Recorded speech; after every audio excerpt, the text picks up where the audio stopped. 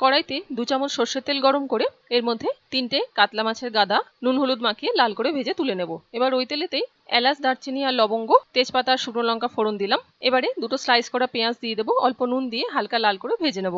যখনই ভাজা হয়ে যাবে এবারে আগে থেকে কাঁচা লঙ্কা, পেঁয়াজ, আদা, রসুনের পেস্টটা দিয়ে দেবো। আর 8-10টা কাজু আর 1 মুঠো নারকেল আমি পেস্ট করে রেখেছিলাম, সেটাও দিয়ে দিলাম। সবকিছু খুব ভালো করে কষিয়ে নেব, অল্প অল্প জল দিয়ে মশলাটা খানিকক্ষণ কষানো হয়ে গেলে হাফ বাটি টক দই ভালো করে ফেটিয়ে নিয়ে দিয়ে দেবো। টক দইটাও দিয়ে খুব ভালো করে কষিয়ে নেব। ফ্লেমটা মিডিয়ামে রেখে মশলাটা কষিয়ে নেব যাতে মশলা থেকে খুব ভালো করে তেল বেরিয়ে আসে। এবারে অল্প একটু চিনি দিলাম আর 1 চামচ ধনে জিরে গুঁড়ো দিয়ে দিলাম। ধনে আর জিরে আমি একসাথে মিশিয়ে রেখেছিলাম, তাই আমি 1 চামচ ব্যবহার করলাম। আপনারা হাফ চামচ করে ব্যবহার করবেন 3টে মাছের জন্য। জল দিয়ে খুব ভালো করে কষিয়ে নিয়ে এবার পরিমাণ মতো জল দিয়ে মাছগুলো দিয়ে ঢাকা দিয়ে 10 মিনিটের জন্য রান্না করে নেব।